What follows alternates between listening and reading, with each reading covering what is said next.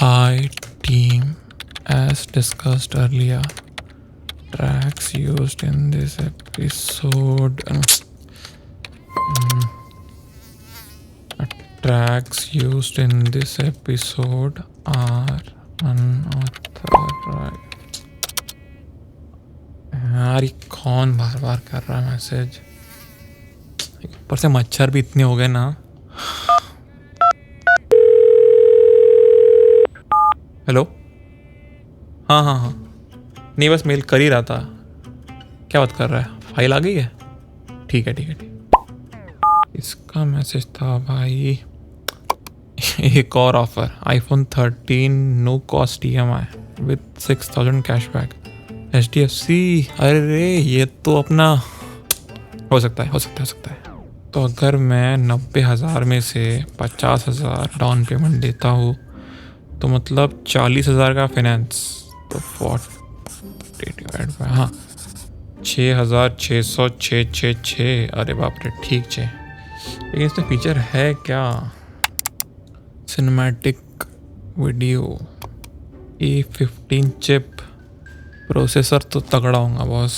मतलब इसको लगा डाला तो लाइव झिंगा डाला। बुक कर लूँ क्या? यार लेकिन कैमरे के लिए फ़ोन लेना, कैमरा तो है यार अपने पास, ड्रोन चाहिए यार, एरियल शॉट। अब एरियल शॉट ड्रोन कितने का है यार? DJI Mavic Air। हेलो, हाँ, अब अरे भेज रहा हूँ अभी, बस एक minute, just give me a sec. Yeah I team as discussed earlier.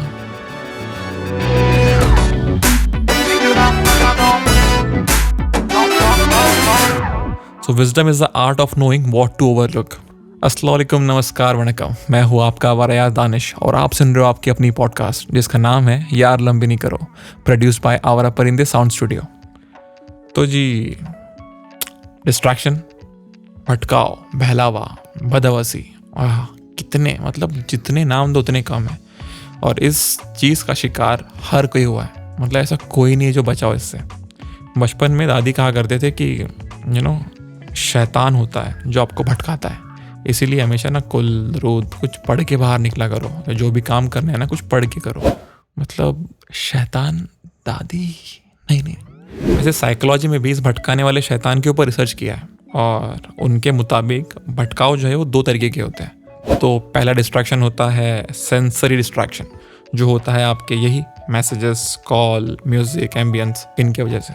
दूसरा होता है इमोशनल डिस्ट्रैक्शन, जो होता है किसी ख्याल से, मसलन आपके घर पे झगड़ा हो गया, आपकी गर्लफ्रेंड से आपकी लड़ाई हुई हो, या आपके मम्मी से हुई हो। मेरी तो मम्मी से ही होती है बोलना, बट खैर, और वो हुआ हो कुछ, या आपके दिमाग में कुछ चीज़ चल रही है, आप कुछ प्लानिंग कर रहे हो और आप उसी दौरान काम भी कर रहे हो, तो वो आपके लिए बन गया डिस्ट्रैक्शन का सबब। देखो, भरी दुनिया की आवाज़ से भटकना हम एक बार का रोक भी सकते हैं, बट जब आवाज़ अंदर की हो ना, तब भटकना लाजमी है ही।